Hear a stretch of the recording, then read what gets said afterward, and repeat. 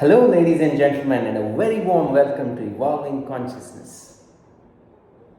If you clicked on this video looking at the Harry Potter thumbnail, I'm sorry to disappoint you. We are not going to talk about Harry Potter, but we are going to talk about the brains behind Harry Potter.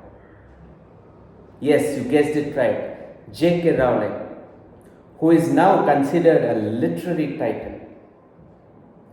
Hello, ladies and gentlemen. I welcome you back to Evolving Consciousness with yet a deep, insightful episode, a video wherein we offer nuggets of wisdom so that you can develop your consciousness and uplift your spirit so that you perform at the highest potential amidst all the chaos, amidst all the confusion, amidst all the challenges in life.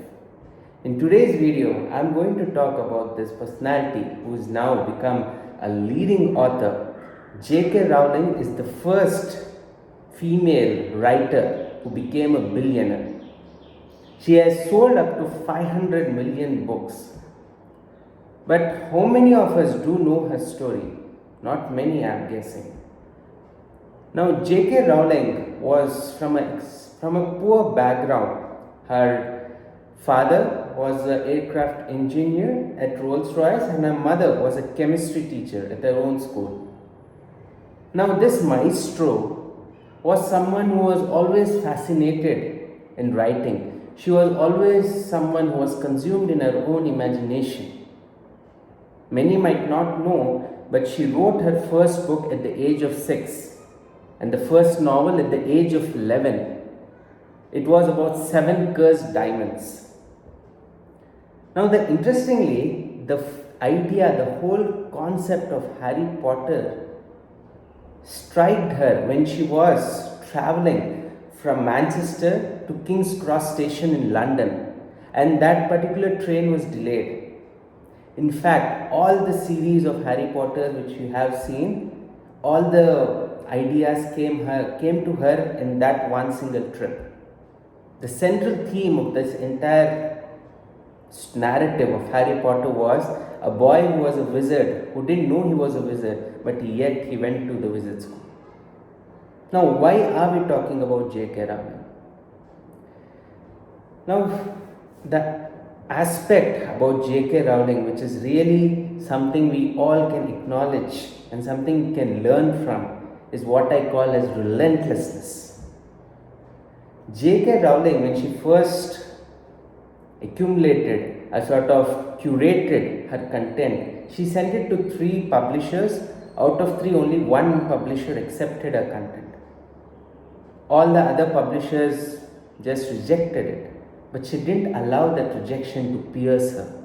She didn't allow that rejection to play havoc with her creative abilities.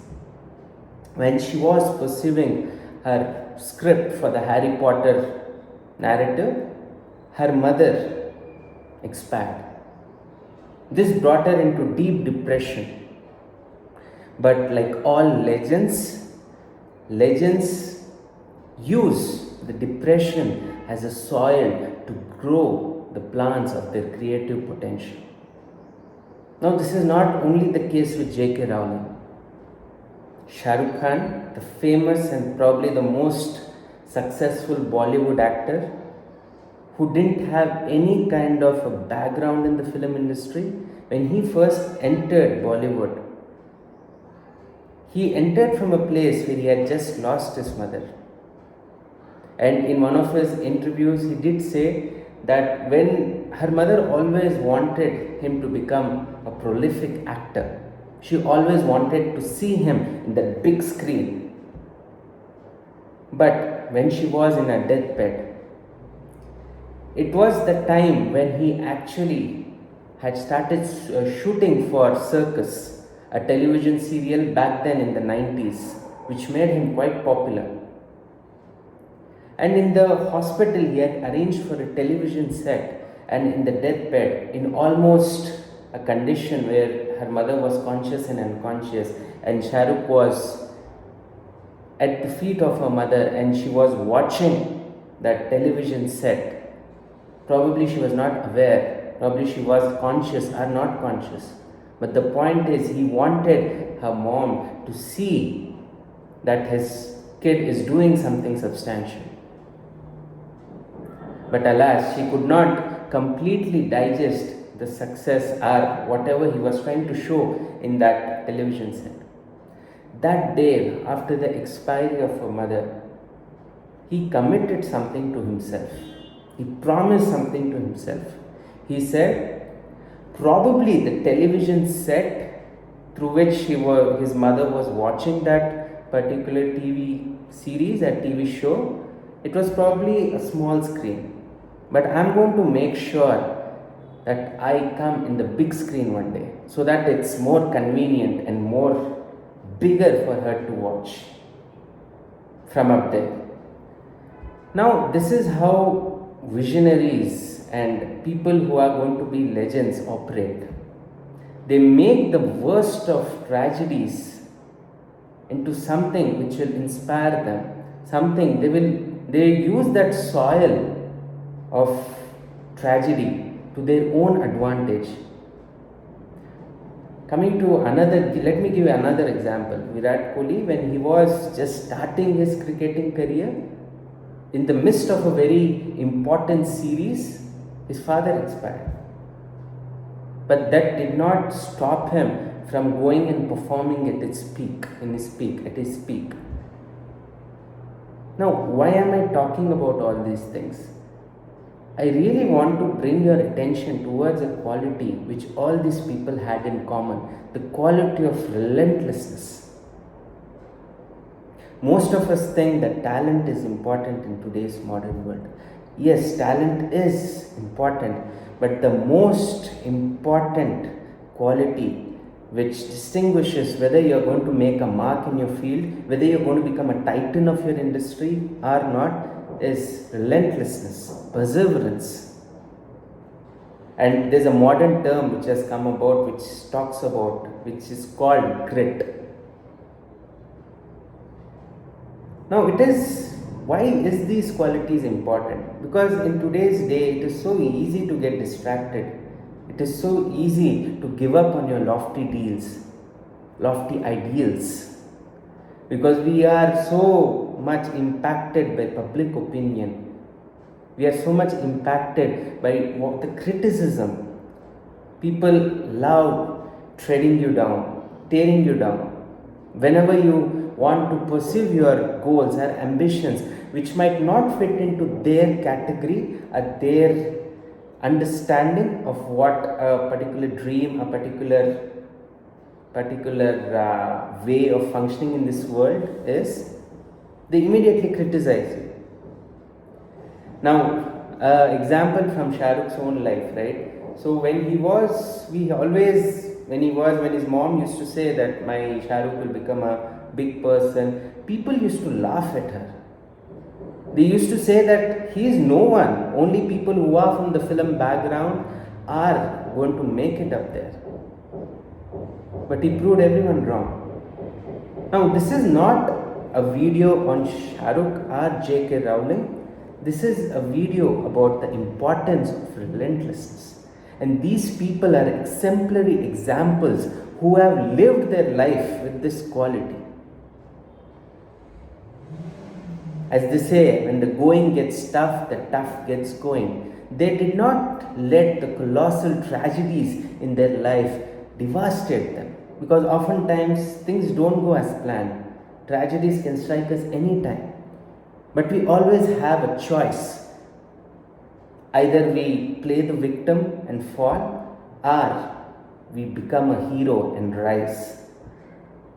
Now we need to see the results of these two alternative paths. I know when we hear all these things, right, we might come up with a thought process or a immediate reaction that all these things are easy to say, easier said than done. Yes, I completely back that. All these things are easier said than done. But easy is not fun, right? Anything which challenges you, that is what excites you. If easy was fun, then everybody can become a titan. But not everybody becomes a titan. Relentlessness is such an important quality, right? Now, it's not needed that if you only want to become a virtuoso of your industry or a titan of your industry that you need to exhibit relentlessness. Relentlessness, in simple layman terms, can be called as consistency. Why is consistency so important? Now, let's take a very pragmatic example. Even if you want to lose weight for 5 to 10 kilos, you need to have a certain consistent schedule. One of my friends during my undergraduate degree, he was the topper of the BTech batch,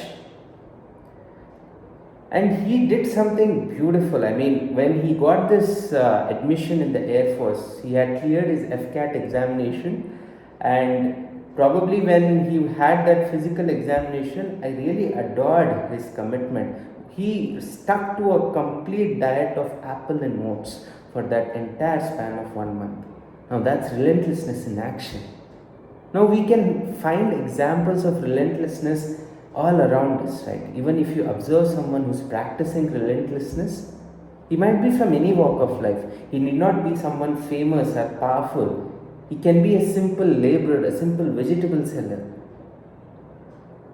If you see this quality in someone, we really need to honor it. Because it's not easy to be relentless. It's not easy to be committed to your ideals. But as they say, consistency leads to mastery. But the tragedy is, the unfortunate part is, most of us are consistent in being inconsistent. We love being inconsistent. We are pumped up one day and the other day we lose out our fuel. Now, why does this happen? Why do we lose out our fuel? Reason is we don't have a self-propelling fuel.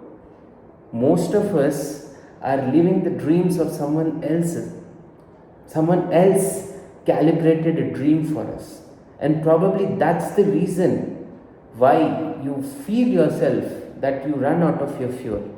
If it is truly your dream, you are never going to get less. You are never going to feel that you are less on fuel. You are always going to propel yourself no matter what. Sure, there are going to be times which pull you down, but that pulling you down won't last for a long time. You will immediately get up. As the Japanese proverb says, fall 7 times, but get up at the 8th. Hence, it is exemplarily important to practice relentlessness in our day-to-day activities. Because see, let's remember, what are we doing this for? Once you practice relentlessness, once you are consistent in doing something, whether it can be of a smallest of act, it can be the simplest of act of exercising for 30 minutes in a day, you're relentless about it. Now, what is this going to do? Since you're going to be consistent for this exercise, results are bound to come. It's absolutely impossible to not have results with consistency. But the only problem is that we human beings are so impatient by nature that we don't allow the results to come. We almost feel life is like instant noodles, right? We just give the noodles, we just cook it and we need to have it. Life doesn't work that way. Life works on seasons. How nature gives us such phenomenal ways of understanding. Whenever a farmer is putting seeds on the soil, he doesn't expect immediate results. There are seasons where his crops collapses, but that does not make him to stop farming. Similarly in life, when even there might be times where we do everything as perfectly as we can, but yet results have not come. That only means that your season hasn't come, your time hasn't come. But that doesn't mean that you stop planting the seeds. That doesn't mean that you stop putting your full in watering, in putting the right manure, in providing the right climatic conditions to your goals and your dreams. When the season is right, when the time is right, things will crop up for you. Your dreams will become a reality sooner or later. There have been people who the world never knew. There have been people who probably were never known when they were alive, but when they were dead, everybody comes to know about them. One such example is James Allen, the writer who wrote the phenomenal book As a Man Thinketh. Now, As a Man Thinketh is probably the tiniest book you will ever see, but the amount of wisdom in that book is spellbinding. If you read that book, you will understand the man, the wisdom of that particular man, but he was not known when he was alive. He only rose to fame when he was dead. Now, why am I talking about all these viewpoints? So many of us get demotivated when we don't get the results we seek. We put the actions consistently, probably for a long period of time, but we still don't see results. There can only be two reasons why you're not seeing the results. Reason number one, probably the season is not right for you to get those results. Reason number two, probably you need to recalibrate your actions. Probably you need to introspect, how can I better improve my actions? Is there any scope of improvement in those actions which I am pursuing? Now, there can only be these two reasons. If you think what you're doing is perfect, not only from your opinion, but from people who you think are capable of enough to give you appropriate feedback, then you need to wait for your season, my friend. Because seasons are going to come for someone who is extremely committed and relentless towards his lofty goals and ambitions. History is filled with countless examples, and J.K. Rowling's example is something which we can all be inspired. If you hear her story, the way she wrote Harry Potter, in the midst of all the emotional drama which was happening in her personal life, she still persisted. And even after she rose to fame, most people don't know she had a particular pen name. She wrote a series of crime books with the pen name of Robert Galbraith, right? And those books was sent to the publishers, and the publishers said to her that a writing course may help you. The world's probably one of the most influential and prolific writers is being told a writer's course might help you. Hence, it's very important for each one of us to not be so impacted by public opinion, but to believe in yourself, believe in your caliber, honor your creative genius. Because always remember, greatness is ridiculed, resisted, and later revered. Hence, stop calling your genius shit. No matter in what walk of life you are in, there are some unique potentials which you have, which you probably are not even aware of. Start introspecting as to what are the skills, what are the talents which I have sort of suppressed in this atmosphere of chaos and atmosphere of conditioning. Because if you don't honor your talents, as I said, potential unexpressed turns into pain. Hence, I hope this video made sense to you, and the entire emphasis on this particular video, making this particular video, was to give you how important being relentless is in today's modern day. Because a person who is relentless, he is the person who the world worships as a titan of his field. Now, whether you want to become a titan of your field or no, it's your choice. But essentially, the simplest of act to the most lofty goals, every act demands a certain level of consistency. Because life doesn't work on magic. Life works on principles of farming. If you want to understand how results are accomplished, I think we can study nature. The way everything nature teaches us in such profound way, but we only need to have the right eyes to learn from it. The deepest of spiritual philosophies can be learned just by observing nature. I hope this video made sense to you, made value, gave you some value, gave you some insights. and think of ways how you can practice relentlessness, because relentlessness is just like any other habit. It's like a muscle. The whole science of neuroplasticity is based on the fact that the brain is a plastic. It's a plastic element, and the more you use this quality of relentlessness, the stronger and the more easier it is going to be for you to practice relentlessness. I hope you will make good use of this knowledge which I have humbly shared in this video. Thank you so much, and if you really enjoyed this genre of content, don't forget to like, share, and also subscribe to the channel if you think the content which I am sharing is of value to you. Thank you so much, and meet you in the next video.